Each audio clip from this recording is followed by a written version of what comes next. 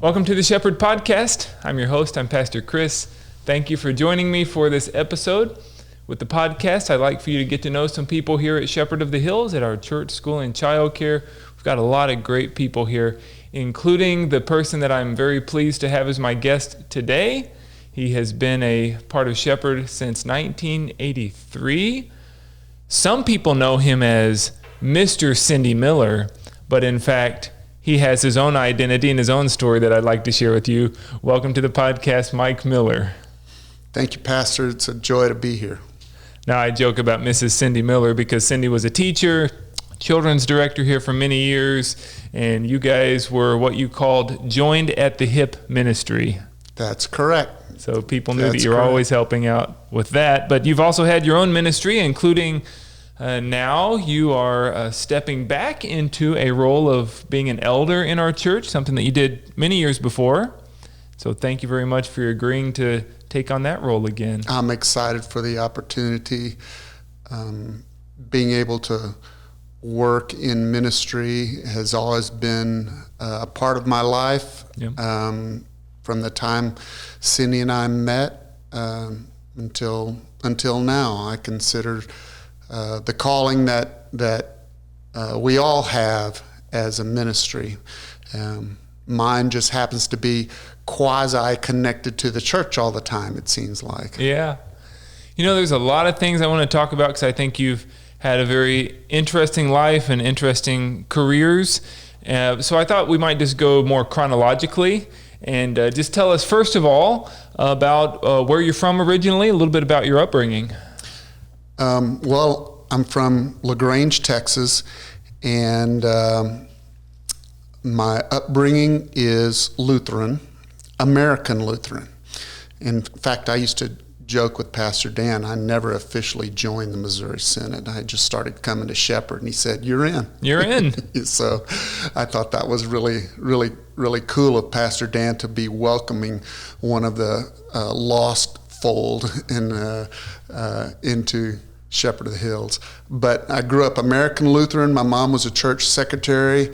The pastor that she worked for was also the pastor who ran the local American Lutheran church camp. And I was a lifeguard, and he needed a lifeguard. And he had it in his mind that he was going to be a matchmaker at the same time. And Cindy was working out there a year before I was, and he hired me as the lifeguard the next summer. And first thing you know, my youth group went out there previous to my employment, and I saw this attractive young lady fishing hot dogs out of some chili. And I got to talking to her, and I thought, anybody that can stick their finger in some chili at a youth group and there's something there. Yes. And so I remembered her, and I remembered her name, and then a whole year passed, and then we worked out there together. Yeah. And I can remember getting the list of workers, and there were 3 Raymer girls: Cindy, her sister, and her cousin. I couldn't remember which one was the one that I had eyes for. Yeah. And so I actually was late coming to the staff training, and walked in the door. They were doing a community builder, and right away I knew, and I saw her, and I said, that's the one right there. So from then on, it took her more convincing than I thought. She wasn't convinced at all that she was ready for a boyfriend at that point. We were both 19, and she wasn't ready for it. But then I wore her down. I was thinking you swept her off her feet. I wore her down. I wore her down. Yeah. I think when she found out that we were both born on the same day, that kind of did it. Same day, same year. Same day, same year. She's 4 hours older than me, and that kind of did it. That did it for me. Yeah. So yeah. So then we married 3 years later, and I will tell you, at that time I was kind of lost as a college athlete. Didn't have a lot of direction, and even though I'd already had some playing experience as a freshman, I needed the security and grounding of a girlfriend, because I'd never had a girlfriend up until her. And I can remember walking around on campus thinking, you know what, it doesn't matter how I play or how many interceptions I throw or whatever. I've got a girlfriend who loves me, and that's going to carry me through. And it did. And she helped me play a whole lot better. Yeah? She did. Can I rewind a little bit to talk about your high school career? Am I correct that you quarterbacked the state championship team? No. I was on a state championship team. Okay. But I was the sophomore. The quarterback of that state championship team, I was the JV quarterback. Okay. The quarterback of the state championship team was a young man who went to the University of Houston and played against Joe Montana in the Ice Bowl. I don't know if you remember the Ice Bowl. It was the Cotton Bowl of 1979, where it was really cold, and Joe Montana made a fantastic comeback against U of H on TV and national television.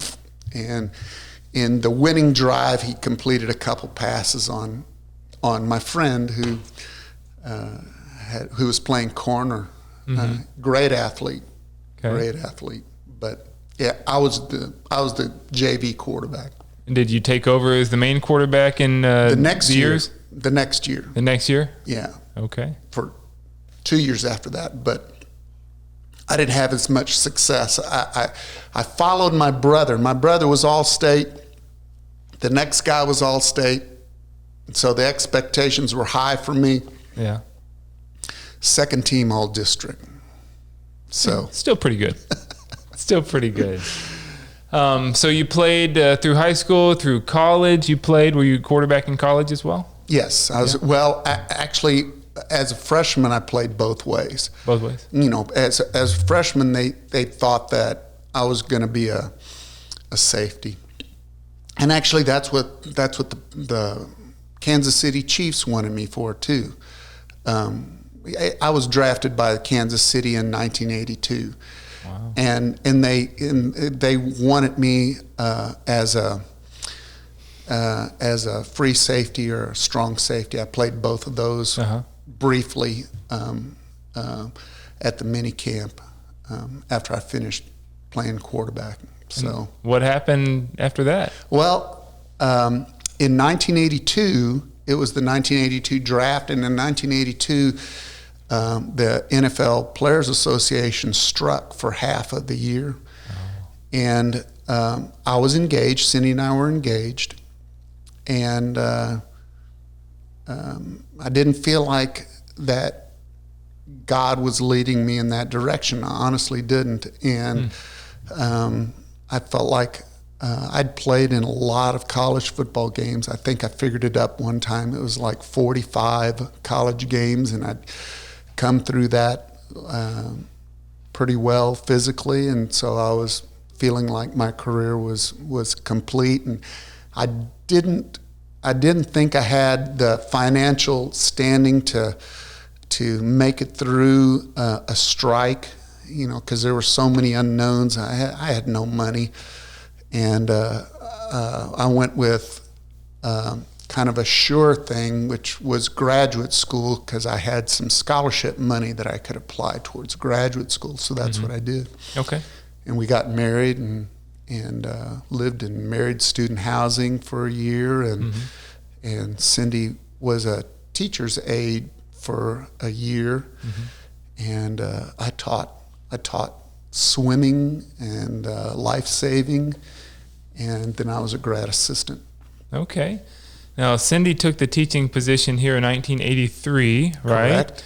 And then what about your career? Where did you go from that point? Well, in 1983, the reason we came to San Antonio in the first place is because I got offered a coaching job at Lee High School. Okay. And we lived real close from here. We lived in the Honey Hill Apartments right behind Walmart right over here. Okay. Of course, Walmart wasn't there, Home Depot wasn't there. It was just a big hill. But we lived there for a year and came to Shepherd. And Shepherd had 3 grades then, and Tim Eichstead taught the 3rd grade. Right. Cindy taught 1st, along with Lori Harris. Judy Friesenhahn taught 2nd, and Linda Miller and Margie Hinojosa were the kindergarten department. So it was very small. But it was a lot of fun then. Yeah. Now, you were the first principal of Lutheran High School, correct? I was the founding administrator for Lutheran High School, yes. And when did all that happen? Well, I was 12 years into teaching and coaching at various places. I coached 3 years at Lee, then I coached a year at South San, and then I'd coached 8 years at Judson, and we won 3 state championships at Judson during that time, which was a lot of fun. Yeah. And then the opportunity came up. They interviewed me, and I thought, I'm not equipped for this. And so I thought, well, I'm just gonna go for it and answer honestly. And they teased me afterwards. Most people, they allowed one side of the cassette. Well, they gave me like 3 cassettes that were filled up with my answers. I thought, oh, great. But it was an opportunity. I had no idea what I was doing, but because of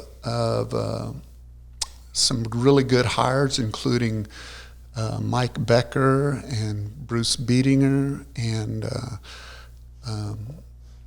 a couple fine folks from Concordia,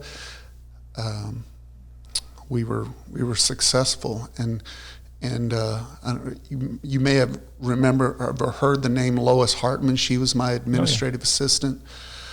Loved Lois Hartman. She was amazing. Yeah, she's great.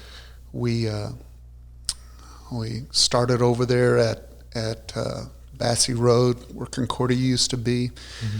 Now it's the School of Excellence, and a lot of good young folks came through, including Josh Cooper and Brita Cooper and Andrew Eichstead, and just a lot of really good young folks that I had the pleasure to be the principal for. So it was a fun time. What were the highs and lows of your time as principal at Lutheran High? Well, the challenge was, as any challenge in ministry, I would say the challenges were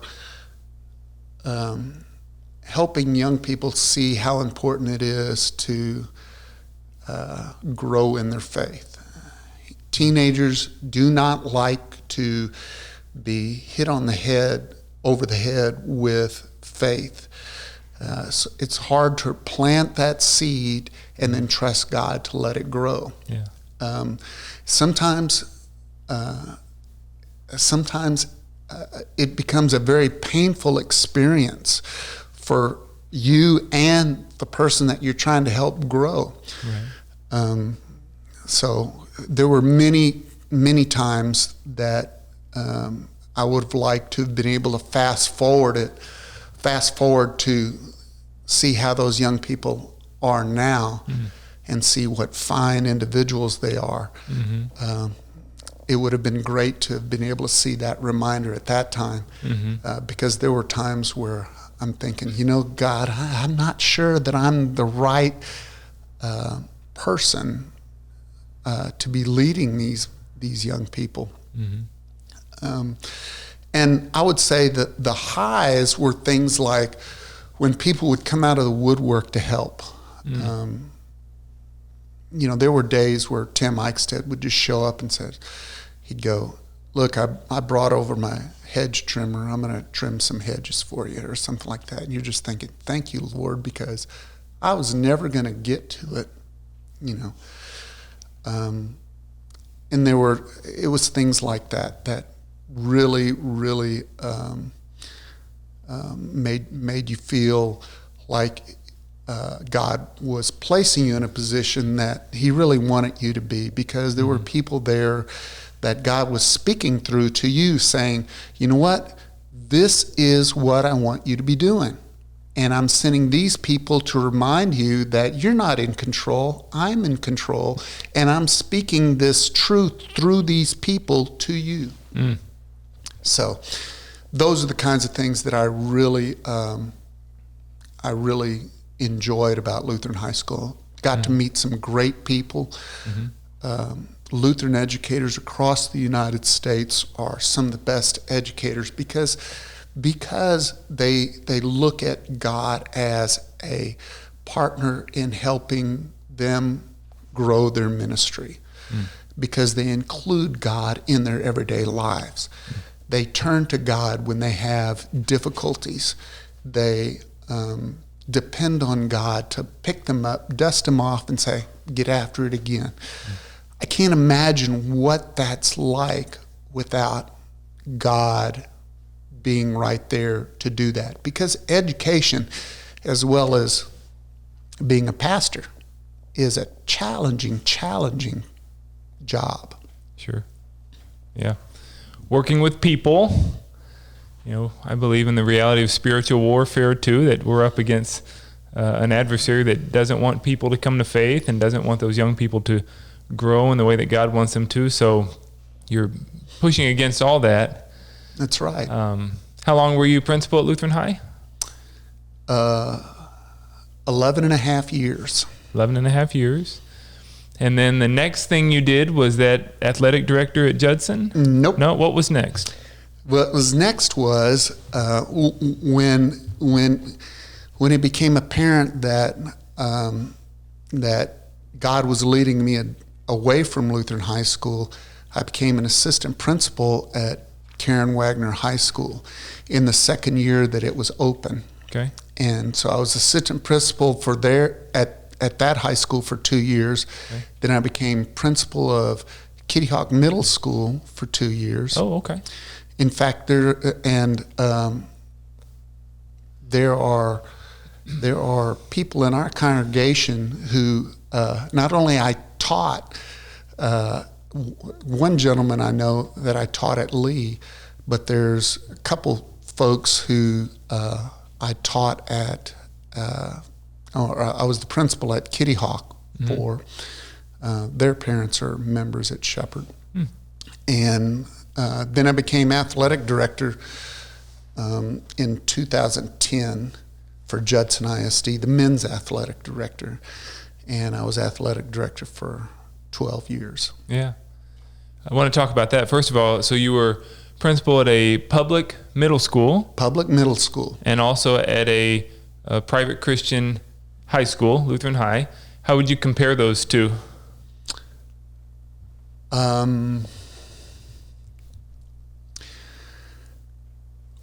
They're the same in that it all it involves growing young people. Yeah. The avenue that you have, for me, it's the same, because God was right by my side, whether I was in Lutheran school or public school. It was a ministry. In Lutheran schools, it was just easier to proclaim your faith without having to be concerned that someone was going to question your legal authority to do that. Sure. In private school, in public school, you have to worry about the whole separation of church and state thing. Yeah, I understand. Okay.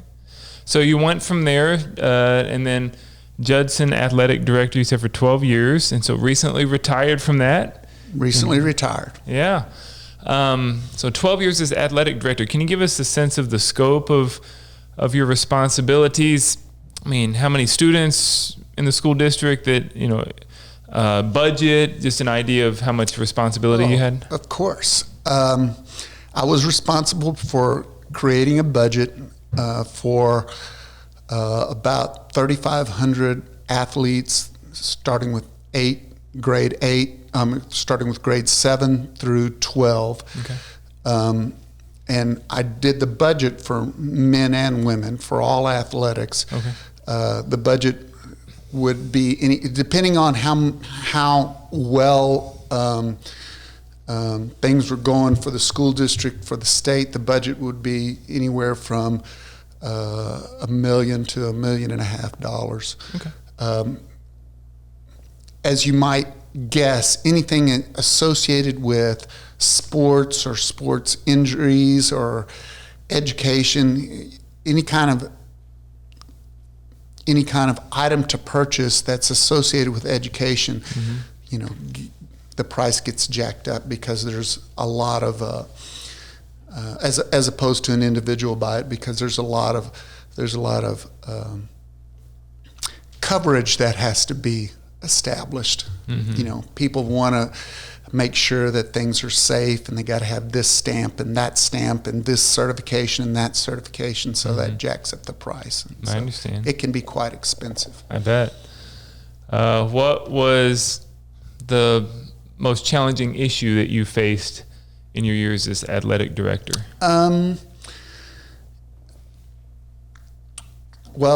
Challenging issues come in various forms. If I could just get people to follow the established rules, I would be happy. I'm a rules follower. But when people wanted to change the rules to fit their circumstances,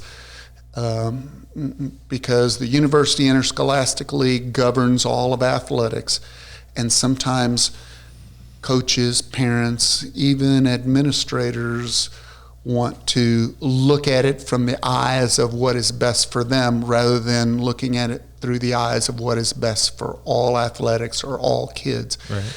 And so when they want to change the rules, that can create challenges. Challenges like, there's a rule that if a player lives in one district and he moves to another district, that you have to sit out a year before you can compete in varsity athletics. Really? Yes. And so sometimes parents or coaches or players or administrators will try to skirt those rules. Well, those rules are made up so that there's a fair, competitive playing field, so to speak, for everyone, so that everybody has a fair chance to compete. Yeah. And so that's why they have rules, so that in athletics, so that the rich don't get richer, so to speak, athletically, and the poor don't get poorer. Yeah. So that a community support and a community base is built for the players and the young people that compete from that community. So you had to insist that the rules be followed, because this is what's best for everybody, which puts you in the position of being the bad guy in somebody's eyes. Oh, yes. How did you deal with being looked at as the bad guy on those occasions when you had to stand by the rules? Well, I wasn't afraid of being the bad guy. I mean, I kind of knew that no matter what, as a school administrator, no matter what decision you make, you're going to disappoint someone. Right. It's kind of like being a parent, where you got maybe one child that wants to do things one way and another child that wants to do things another way, and you're caught in between, and you've got to make a choice. And so what I had to do was that I made sure that the choices that I made were based on the school district policy, and whoever disagreed with that, then they would just have to disagree with me, because I'm a rules follower. I believe that rules are made to be followed so that it's fair for everyone. Right. And so, yes, there are some times where you had to disappoint folks, but as an athletic director, there's a lot of opportunity to enjoy the relationships that you build with players and coaches and teachers and administrators. So just like any job, there are frustrations there, but there's also joys. Yeah. And being the athletic director of a sound school system, and a school system that had great athletic success, it was an honor, and I looked at it that way. Yeah, I remember you and Cindy having to travel for a number of playoff games for football. So those teams did have some success during your years there, didn't they? Yes. Yeah. Over the course of the years that I was athletic director and as coach, I mean, I had the opportunity to play in and watch my teams play in NRG Stadium, Baylor Stadium, the Astrodome, Memorial Stadium, Texas Stadium before it was knocked down. Many places throughout South Texas and throughout Texas, really. So the only major stadium that I never coached or participated in was Kyle Field. Ah. Don't know why. Yeah. It's just the way it worked out. Sure. How far did your best teams go? Well, as athletic director in football, we made it to the semifinals twice with Judson, and Wagner made the semifinals twice. But in basketball, I had several teams that went to the state finals. We never won the state championship with the boys in basketball, but Judson made it once. Wagner made it twice, and then Wagner had a couple other semifinal appearances in basketball. Judson won a state championship in track. And that's just the boys. They also won it twice, 2 years in a row with the girls, and a girls' state basketball championship recently. Okay. So that's great. There was a lot of success at Judson. Now, when I coached, we won three state championships, and then the year I left to start Lutheran High School, they won a state championship too. Oh, fantastic. So, yeah. Some good success there. Let me close our time by just on a personal note, if you'd tell us a little more about who's in your family. And I know you've had a recent addition in terms of a granddaughter. So can you tell us just a little bit about your family? Certainly. Well, we have two sons, and our oldest has wife Bridget and grandson Jackson and granddaughter Harlow. Harlow's 3 months old, and she's a beauty. And Jackson's so much fun. He's just his own little guy, and he really brightens my day. Then our second son, Levi, has a steady girlfriend, and he's a musician, travels quite a bit. He's a skilled musician, and he does a great job as a guitarist. And he sent us a text the other day. He says, I'm playing this gig in March, and the tables were $25,000. Okay. Yeah. Nice. And he goes, Cindy texted him back. He goes, saying, well, we'll take about 3 of those. So. Right. Right. So, wow. Anyway, we're very, very proud of our sons, and they do a great job, and we love our daughter-in-law and Levi's girlfriend also. Yeah. She's been such a blessing to Levi, and we're hoping that someday she's our daughter-in-law too. All right. That would be great. Well, you and Cindy have been a very special part of the ministry here for quite a while, and I'm excited to get to work with you in your new capacity as elder, and also just excited about the stage of life for you now in retirement, getting to do some different things. And so I'd like to thank you very much, Mike, for your time for this conversation today. You bet. It's my pleasure, my honor. Thank you, Pastor. You're welcome. Thank you so much for watching this episode of the Shepherd Podcast. You got to know Mike a little bit better. Please join us the next time as we continue to introduce you to more great people here at Shepherd of the Hills. Until then, the Lord's blessings to you. May He keep you healthy and safe and strong. The peace of the Lord be with you today.